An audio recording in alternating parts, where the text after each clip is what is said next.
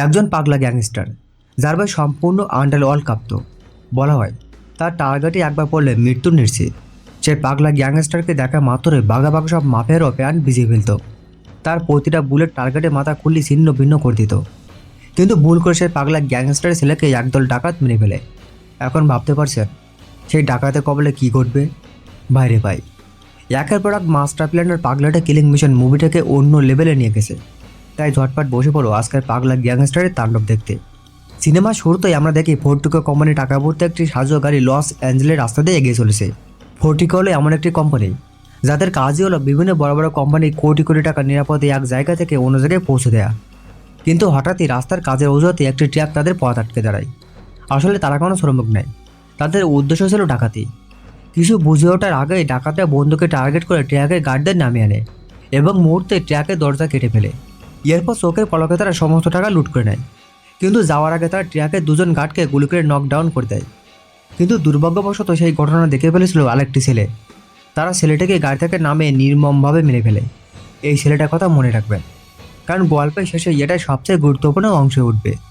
এরপর দেখানো হয় কয়েক মাস পরের দৃশ্য। প্যাট্রিক নামের এক ব্যক্তি সেই ফোর্টিকো কোম্পানিতে সিকিউরিটি গার্ডের জন্য চাকরির জন্য ইন্টারভিউ দিতে আসে। আমরা দেখি কোম্পানি অফিসার যিনি প্যাট্রিকের ফাইল দেখছেন তিনি জানতে পারেন প্যাট্রিক আগে ইউরোপের একটি এজেন্সিতে কাজ করত, যা তাদের জন্য একটি প্লাস পয়েন্ট ছিল, কারণ এই ধরনের কাজের অভিজ্ঞ লোকেরই প্রয়োজন হয়। জেরি যখন প্যাট্রিকের জীবন সম্পর্কে জানতে চায়, প্যাট্রিক জানায় সে সম্পূর্ণ একা থাকে। এটা শুনে জেরি যেন আরও খুশি হয়, কারণ এই ঝুঁকিপূর্ণ কাজে এমন লোকেরই দরকার যার কোনো পিছুটান নেই। এরপর বুলেটের সাথে প্যাট্রিকের দেখা হয়, যে তাকে চাকরির জন্য পরীক্ষার নিয়মগুলো বুঝিয়ে দেয়। প্যাট্রিকের রানিং, শুটিং এবং ক্যাশ ট্র্যাক, প্রাইভেট সহ বিভিন্ন পরীক্ষায় অংশ নিতে হয়। সবাইকে হতাশ করে প্যাট্রিক 70% নাম্বার পেয়ে কোনো মতে পাশ করে। বুলেট তাকে একটি নতুন নাম দেয়, এইস। এরপর বুলেট এইসকে তার দলের বাকি সদস্যদের সাথে পরিচয় করে দেয় এবং সেদিন থেকে তাকে কাজে যোগ দিতে বলা হয়। অন্যদিকে আমরা ডিএফ ও তার পার্টনার জোনকে দেখি, যারা টাকা ডেলিভারির জন্য প্রস্তুত হচ্ছিল। কিন্তু বুলেট হঠাৎই ডেভের পার্টনারকে বদলে এইসকে তার সাথে পাঠিয়ে দেয়। এতে ডিএফ কিছুটা রেগে গিয়ে এইসকে বলে, তোমার কোনো ধারণা নেই যে এই কাজে কতটা ভয়ানক হতে পারে। এইসের কথা হেসে উড়ে দেয়। তারা তিনজন ক্যাশ বোতের ট্রাক নিয়ে বেরিয়ে পড়ে। পথে ডিএফ এবং এইসকে বলতে থাকে যে কয়েক মাস আগে যে ট্রাকটি ডাকাতি হয়েছিল সেদিন আসলে তার ডিউটি ছিল, কিন্তু অসুস্থ থাকায় সে যেতে পারেনি আর প্ল্যানে বেঁচে গেছে। এই কথা শোনার পর এইস কেন যেন ডেভের দিকে সন্দেহ চোখে তাকাতে থাকে। যাই হোক, তাদের কাজ মিটিয়ে দিন শেষে তারা নিরাপদে অফিসে ফিরে আসে। অফিসের সিকিউরিটি সিস্টেম ছিল খুবই কড়া। কাজ শেষে বুলেট এইসকে তাদের রেস্ট রুমে নিয়ে যায়, যেখানে সবাই কাজ শেষে আড্ডা দেয়। রুমে ঢোকার আগে সবাইকে তাদের আইডি কার্ড পাঞ্চ করে একটি বোর্ডে রাখতে হতো। এইস রুমে না ঢুকে মনোযোগ দিয়ে বোর্ডে প্রতিটা আইডি কার্ড দেখতে থাকে, যেন সে একটি নির্দিষ্ট কাউকে খুঁজছে। এখানে জন এইসের ওপর কিছুটা রেগেছিল, কারণ এইস তার জায়গা নিয়ে নিয়েছে। এরপর ডেলিভারিতে আবারও এইস, ডিএফ এবং বুলেট একসাথে হঠাৎই শহরের এক জায়গায় ডেলিভারি দিতে গিয়ে বুলেট ফিরে আসে না। কিছুক্ষণ পর ওয়াকি টকিতে তার চিৎকার শোনা যায়। সবাই বুঝতে পারে বুলেটকে কিডন্যাপ করা হয়েছে। কিডন্যাপাররা বুলেটের জীবনের বিনিময়ে ট্রাকের সমস্ত টাকা দাবি করে। ডেভ ভয় পেয়ে সেখান থেকে পালিয়ে যেতে চায়, কিন্তু এইস বলে, বুলেট আমাদের একজন, আমি ওকে বাঁচাবো। এইস তখন শান্তভাবে টাকার ব্যাগগুলো ডাকাতদের গাড়িতে রাখতে শুরু করে, কিন্তু হঠাৎই সে ইচ্ছে করে একটি ব্যাগ মাটিতে ফেলে দেয়। একজন ডাকাত রেগে গিয়ে চিৎকার করতেই সেই সুযোগে এইস তাকে হেডশট দিয়ে নকডাউন করে দেয়। এরপর সে নিখুঁতভাবে বাকের ডাকাতদেরও হেডশট দিয়ে মাটিতে শুয়ে দেয়। তার টার্গেট এতটা নিখুঁত ছিল যে প্রতিটা বুলেট ডাকাতদের মাথায় হিট করেছিল। এর থেকে আমরা বুঝতে পারি এইস কোনো সাধারণ গার্ড নয়, সেই এক ঠান্ডা মাথার খিলাড়ি। এরপর সে একে একে ডাকাতদের মুখোশ খোলে, কিন্তু সে যাকে খুঁজছিল তাকে পায় না। এই ঘটনার পর পুলিশ তদন্ত শুরু করে। অফিসাররা এইসকে প্রশ্ন করে, ট্রেনিংয়ে শুটিংয়ে তো টেলেন্টনে পাস করেছিল, কিন্তু বাস্তবে এমন পারফেক্ট টার্গেট কিভাবে করলে?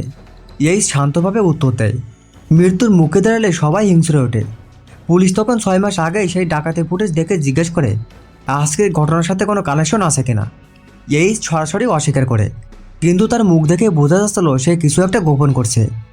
এর একটু পর ফোর্টিকো কোম্পানি মালিক নিজেই এইসের সাথে দেখা করতে আসে এবং তার সাহসিকতায় মুগ্ধ হয়ে সে তাকে পুরস্কৃত করেন। রাতের দিকে এই যখন বাসায় ছিল, একটি মেয়ে তাকে কিছু গোপন ফাইল দিতে আসে। আমরা দেখি সেই ফাইলে ছিল ফোর্টিকো কোম্পানির সব কর্মচারীর তথ্য এবং একটি অটোপসি রিপোর্ট। আর এখানে আমরা বুঝতে পারি এইস কাজ করতে সেখানে যায়নি, সেই এক বিশেষ উদ্দেশ্য নিয়ে এই কোম্পানিতে এন্ট্রি নিয়েছে। কয়েকদিন পর আরেকটি ডেলিভারির সময় ডাকাতরা আবারও তাদের ট্রাকের আক্রমণ করে। এইস যখন গাড়ি থেকে বেরিয়ে আসে, ডাকাত দলের সদস্যরা এইসকে দেখা মাত্রই প্যান্টটা হিসো করে দেয় এবং লেজ গুটিয়ে পালিয়ে যায়। এমন মনে হচ্ছিল তারা সামনে নিজের মৃত্যুদূতকে দেখছে। এই ঘটনা সবার মনে এইসকে নিয়ে সন্দেহ আরও বেড়ে যায়। বিশেষ করে বুলেট এবং জেরি বুঝতে পারছিল যে এই বান্দা সাধারণ কেউ নয়। এক রাতে এইস তার নারী সহকর্মী ডানাকে নিজের ঘরে ডেকে পাঠায় এবং হঠাৎই বন্দুকের মুখে তাকে জেরা করতে শুরু করে। সে ডানার কাছে থাকা অতিরিক্ত টাকার উৎস জানতে চায়। ডানা বয় স্বীকার করে যে সে যে রিটায়ারমেন্টের জন্য অফিসের কিছু টাকা চুরি করেছে। এইস তখন তাকে হুমকি দিয়ে ছেড়ে দেয় এবং বলে যে এই কথা জানাজানি হলে ডানা সহ পুরো পরিবারকে শেষ করে দেবে। এই প্রথমবারের মতো আমরা এইসের আসল পরিচয় জানতে পারি। গল্প তখন 5 মাস অতীতে ফিরে যায়। আমরা দেখে প্যাট্রিকের ছেলে ড্যাগিকে নিয়ে ছুটি কাটাচ্ছে। প্যাট্রিক আসলে একটি আন্ডারওয়ার্ল্ড গ্যাংয়ের বস, তাই তার কাছে মাইক নামের একজনের ফোন আসে। সে জানায় ফোর্টিকো কোম্পানির একটি ট্র্যাকের লোকেশন তাদের জরুরিভাবে দরকার। প্যাট্রিক প্রথমে রাজি না হলেও পরে অনিচ্ছা সত্ত্বেও সেই ছেলেকে নিয়ে সেই জায়গায় যায়। সেই ছেলেকে গাড়িতে বসিয়ে রেখে খাবার কেনার কথা বলে মাইককে ট্র্যাকের খবর দিতে বাইরে যায়। কিন্তু খবর দিয়ে যখন তার ছেলের জন্য খাবার আনতে যায়, ঠিক সেই মুহূর্তে সিনেমায় প্রথম দৃশ্যে সেই ডাকাতেই ঘটনা ঘটে। প্যাট্রিকের ছেলে ড্যাগি দুর্ভাগ্যবশত পুরো ঘটনাটি দেখে ফেলে। ডাকাতরা তাকে গাড়ি থেকে নামতে বলে। ঠিক তখন এই প্যাট্রিকের খাবার নিয়ে আসে এবং তার চোখের সামনে ডাকাতরা তার একমাত্র ছেলে ড্যাগিকে গুলি করে মেরে ফেলে। এই দৃশ্য থেকে প্যাট্রিক ডাকাতদের দিকে ছুটে গেলে ডাকাত দলের একজন তাকে একাধিকবার গুলি করে নকডাউন করে দেয়। প্যাট্রিক শেষ মুহূর্তে ওই ডাকাতদের মুখ দেখে ফেলেছিল। আর এখানে আমরা বুঝতে পারি সিনেমা শুরুতে নিহত সেই পথচারী ছিল প্যাট্রিকের ছেলে ড্যাগি। এই ঘটনা প্রায় 3 সপ্তাহ কেটে গেলে প্যাট্রিক হাসপাতালে চোখ খুলে।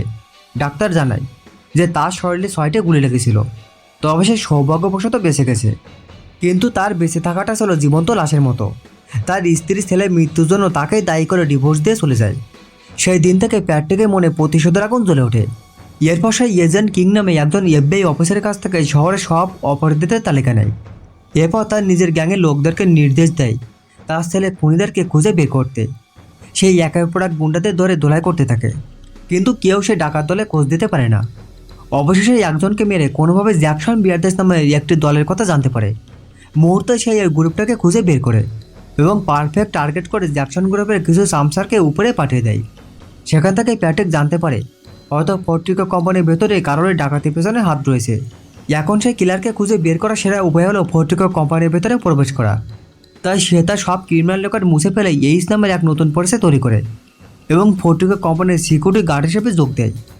আর এর পরের গল্প তো সবারই জানা। অন্যদিকে আমরা জ্যাকসন বিয়ারদাসের গ্যাংয়ের বাকি সদস্যদের দেখি, যারা পূর্বে মিলিটারি ছিল কিন্তু বর্তমানে গোপন কিছু কারণে অবসর নিয়েছিল। মূলত টাকার যোগান দিতে তারা ডাকাতি পথ বেছে নিয়েছিল।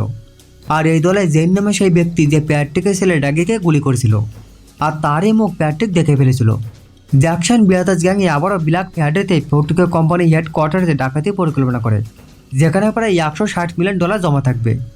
আর এই পরিকল্পনায় তাদের সাহায্য করে ফোর্টিকোর ভেতরের লোক, সে আর কেউ নয়, স্বয়ং বুলেট। একদিন তারা যখন টাকা ডেলিভারি করেছিল, বুলেট এইসকেও তাদের সাথে যোগ দিতে বলে, কারণ সে তখনও এইসের আসল পরিচয় জানতো না। এইস তখন সুযোগটি কাজে লাগায় এবং তাদের অফারে রাজি হয়, কারণ সে এতদিন এই মুহূর্তের জন্য অপেক্ষা করছিল।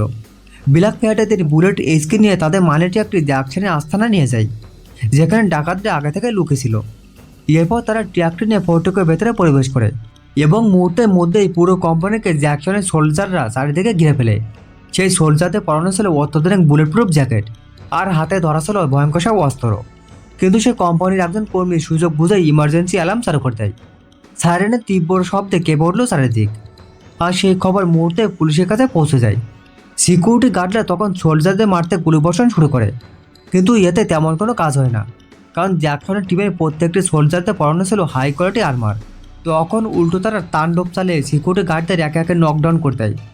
অন্যদিকে এক সোলজার আটকে রেখেছিল প্যাট্রিককে, কিন্তু প্যাট্রিক সেই সোলজারকে ধোলাই করে তার পোশাকটা নিজে পরে নেয়। এদিকে বুলেট তার আসল রূপ প্রকাশ করে। সে নির্মমভাবে তার দলের সদস্য ডানা এবং ডেভকে মেরে ফেলে। দীর্ঘ সময় তাণ্ডব চলার পর আমরা দেখতে পাই সেই সোলজারদের দলে কেবল জেন, বুলেট এবং জ্যাকসনে বেঁচে আছে। তবে জ্যাকসনের শরীরে গুলি লেগেছিল এবং সে আহত হয়েছিল। ইতিমধ্যে পুলিশ সেখানে এসে পড়ে, তাই জেন আহত জ্যাকসন আর বুলেটকে নিয়ে একটি ট্র্যাকে করে পুলিশে ব্যারিকেড ভেঙে প্রচণ্ড গতিতে টাকা ভর্তি ট্র্যাক নিয়ে ছুটতে থাকে তাদের গ্যারেজের থেকে, যার নিচে আগে থেকে তৈরি করা ছিল এক গোপন সুড়ঙ্গ। সেখানে পৌঁছানোর পর জ্যাকসন বুঝতে পারে জেন সমস্ত টাকা একা হাতে নেওয়ার জন্য তাদের দুজনকে মেরে ফেলবে। তাই জ্যাকসন তার আগে থেকে জেনকে মারতে বন্ধুকে টার্গেট করে, কিন্তু জেন ছিল আরও এক ধাপ এগিয়ে। জ্যাকসনের উদ্দেশ্য বোঝার আগে সাথে সাথে এক ঝটকায় জ্যাকসনের গলা কেটে তাদের উপরে পাঠিয়ে দেয়। এরপর জেন আর বুলেট সুড়ঙ্গের শেষ প্রান্তে চলে যায়। সেখানে আগে থেকে প্রস্তুত দেখা ছিল একটি গাড়ি। তারা দুজন মিলে টাকার ব্যাগগুলো গাড়ির ডিকিতে ভরতে শুরু করে। কিন্তু লোভ আর বিশ্বাসঘাতকতা এই খেলায় কেউ কাউকে বিশ্বাসযোগ্য ছিল না। টাকা রাখা শেষ হওয়া মাত্র বুলেট বন্দুক বের করলো জেনকে মারার জন্য, কিন্তু তার আগে জেন গুলি চালিয়ে বুলেটকে হেডশট দিয়ে নকডাউন করে দেয়। এরপর জেন পুলিশের চোখে ধুলো দেয়, একাই সমস্ত টাকা নিয়ে পালিয়ে যায়। দৃশ্য পরিবর্তন হলে আমরা দেখি জেন তার বিলাসবহুল অ্যাপার্টমেন্ট থেকে সবাই মাত্র গোসল সেরে আরাম করে ড্রিঙ্কস উপভোগ করছে। ঠিক তখনই সেই লুট করা টাকার ব্যাগের ভিতর থেকে বেজে উঠল একটি মোবাইল ফোন। আসলে এই ফোনটি প্যাট্রিক ইচ্ছে করে টাকার মধ্যে লুকিয়ে রেখেছিল, শুধু জেনের লোকেশন ট্র্যাক করার জন্য। জেন ফোনটা রিসিভ করতেই অভয় প্রান্ত থেকে ভেসে হলো পাগলা প্যাট্রিকের কণ্ঠস্বর। প্যাট্রিক তখন জানায়, আমি তোমার বেডরুমে বসে আছি। এখন জেন ও প্যাট্রিক মুখোমুখি। সে শান্ত গলায় বলতে শুরু করে, মনে আছে 5 মাস আগে ডাকাতের সময় যে ছেলেটাকে তুমি মেরেছিলে, সেটা আমারই ছেলে ছিল। প্যাট্রিক তখন জেনের দিকে তার ছেলে পোস্টমর্টম রিপোর্টটা এগিয়ে দেয়।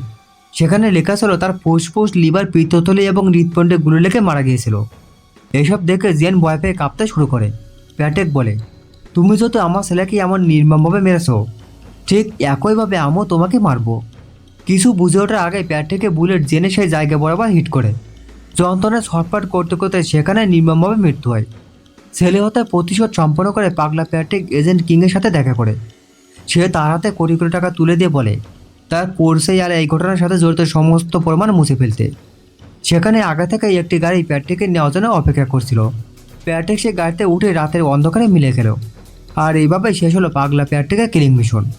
তো বন্ধুরা, মুভিটি তোমাদের কেমন লেগেছে তা কমেন্ট করে জানিও। এরকম সব মাস্টারপিস মুভি দেখতে চ্যানেলটি সাবস্ক্রাইব করে দিও।